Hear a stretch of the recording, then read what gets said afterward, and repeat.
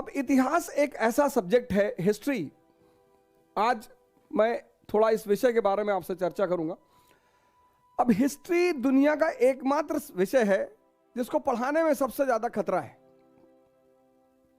अब साइंस में न्यूटन का लॉ है तो है, उसमें क्या बदलोगे, लेकिन ह्यूमैनिटीज के जो सब्जेक्ट्स हैं, खास विशेषकर हिस्ट्री, उसमें एक वर्ड होता है पर्सपेक्टिव।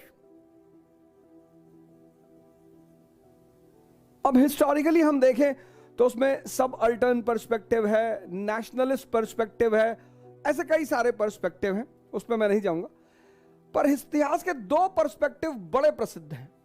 एक, ये विषय शाही लोगों के लिए लिखा जाता है, एरिस्टोक्रेसी, और एक आम लोगों के लिए लिखा जाता है, कॉमन पीपल। ये एकमात्र विषय है पूरे दुनिया का जो इन दो वर्गों के लिए भी लिखा जाता है,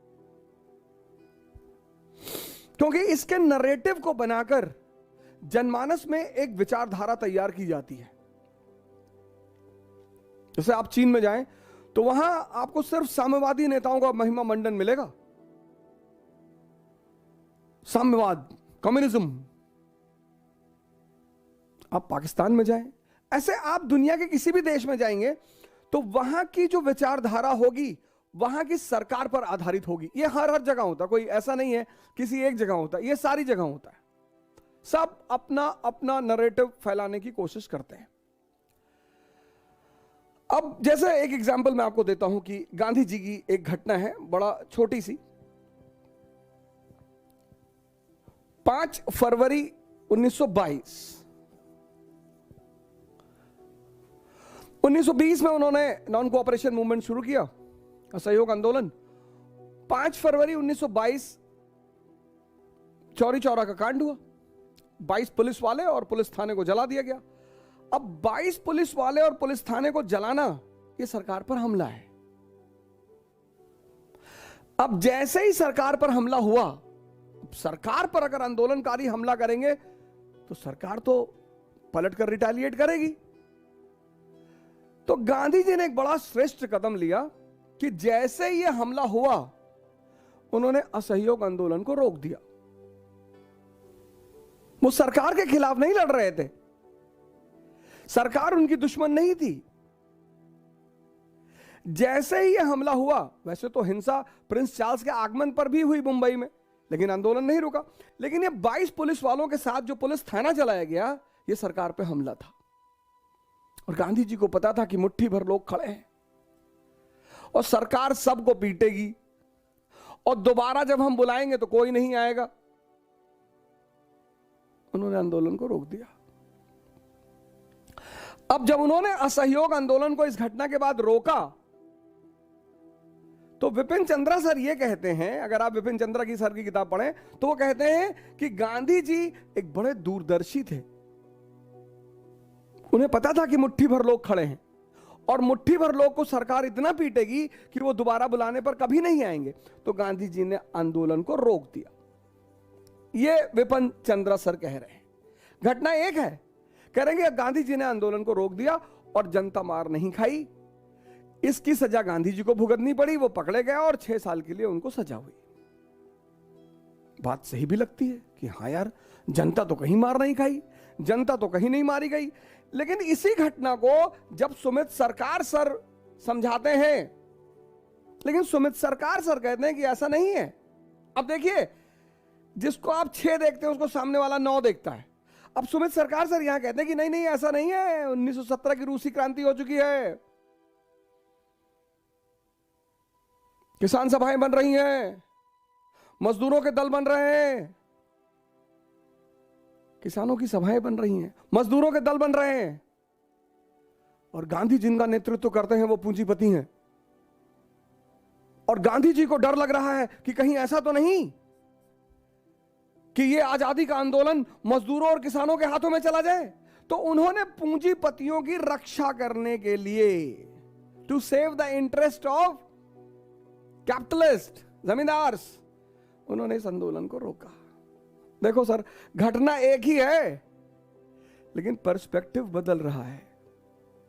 फिर अन्य संगठन है, वो कहते हैं अरे ये तो मसला बिल्कुल नहीं है, गांधी जी अंग्रेजों के एजेंट हैं। एक और जो विचारधारा है वो कहती ना ना ऐसा थोड़ी है, गांधी जी अंग्रेजों के एजेंट हैं।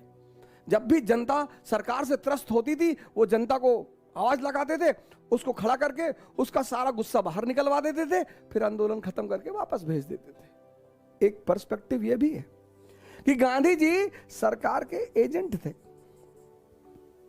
जब भी जनता सरकार से गुस्से में भर जाती थी वो जनता को बुलाते थे, और जब जनता का गुस्सा शांत हो जाता था तो उसे वापस भेज देते थे। अब एक घटना के 3 पर्सपेक्टिव। अब सवाल यह है कि जो आदमी आपको वीडियो डाल रहा है वो किस पर्सपेक्टिव से दिखाने की कोशिश कर रहा है। हम तो भैया सिविल सर्विस को पढ़ाने वाले लोग हैं, ये सरकार की किताबें हैं, ये सरकार की किताबें हैं NCERT। अब इस किताब में सरकार ने लिखवाया कि औरंगजेब, पेज नंबर 322, यह किताब है NCERT। अब सरकार ने लिखवाया कि औरंगजेब के शासनकाल के उत्तरार्ध में हिंदू सरदारों की संख्या धीरे धीरे बढ़ती गई और एक अवस्था ऐसी भी आई जब कुल सरदारों में हिंदू सरदारों का अनुपात 1/3 हो गया। एक बार एक अर्जी में धार्मिक आधार पर एक पद का दावा किया गया था, उस पर औरंगजेब ने लिखा, धर्म के मामलों से सांसारिक मामलों का क्या दखल। ये देखिए सर, पेज नंबर 322। अब जो बच्चे IAS की तैयारी करने जा रहे हैं उनको तो हम यही पढ़ाएंगे ना। देखिए पेज नंबर 322, देखिए साफ साफ लिखा है उसने, एक बार एक अर्जी में धार्मिक आधार पर एक पद का दावा किया गया था। देखिए दावा किया गया था, उस पर औरंगजेब ने लिखा कि धर्म के मामलों में सांसारिक मामलों का क्या दखल, और धर्म के मामलों में धर्मांधता के लिए कहां जगह है। आपके लिए आपका धर्म है और मेरे लिए मेरा। यदि आपका सुझाया यह नियम स्थापित हो जाए तो मेरा कर्तव्य सभी हिंदू राजाओं और उनके समर्थकों को खत्म कर देना हो जाएगा। ये औरंगजेब लिख रहा है, ये 322 नंबर पेज पे लिखा हुआ है, आज खोलकर पढ़िएगा। ये मध्यकालीन भारत की NCERT है, भारतीय सरकार द्वारा संचालित। सर आप इसको बदल दीजिए, आप जो कहेंगे, जो आप लिखवाएंगे हम वो पढ़ा देंगे सर।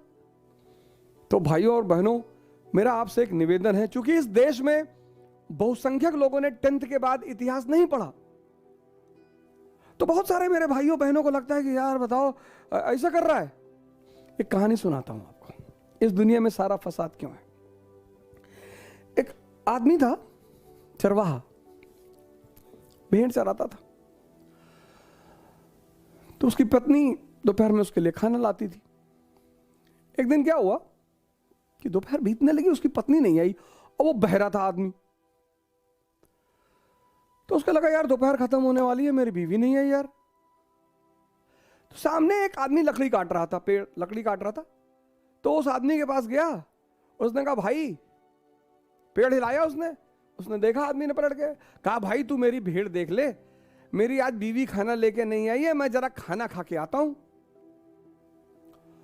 वो जो पेड़ का लकड़ी काट रहा था वो भी बहरा था, ये चरवाहा भी बहरा और लकड़हारा भी बहरा। उसने कहा लगता है ये मुझसे लकड़ी मांग रहा है। उसने कहा जा जा। तो जब उसने कहा जा जा तो चरवाहे को लगा कि ये कह रहा जा खा के आ। ये चला गया खाना वाना खा के आया तो देखा इसकी भेड़ें चरवर रही हैं। तो उसको बड़ा खुशी हुआ, कि यार कितना बढ़िया आदमी है, देखो हमारी भेड़ों का ख्याल रखा इसने।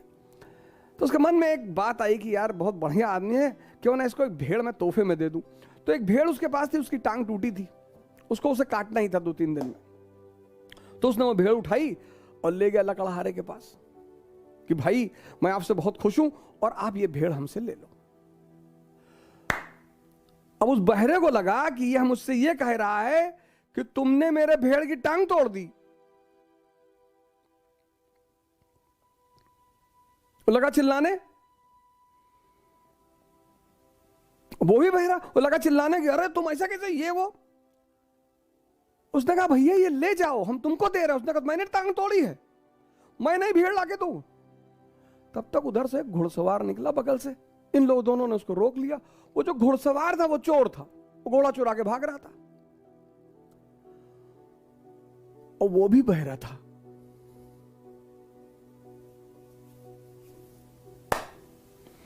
तो ये दोनों जब उसका हाथ पकड़े तो उसको लगा कि ये घोड़ा इन्हीं का है। तो उसने उन दोनों से कहा कि भैया अगर घोड़ा आपका है तो आप ले लो, हम जा रहे हैं। तो पहले जो चरवाहा था उसने कहा भैया मैं इनको भेड़ दे रहा हूं, ये भेड़ नहीं ले रहे। जो लकड़हारा था उसने कहा भैया मैंने इनके भेड़ की टांग नहीं तोड़ी। वो घुड़सवार कह रहा कि भैया अगर दोनों में से किसी का घोड़ा हो तो ले जाओ। और तीनों लड़ रहे हैं, सुनाई किसी को नहीं पड़ रहा है। तब तक उधर से एक सन्यासी आ रहा था, भारतीय सन्यासी भगवान।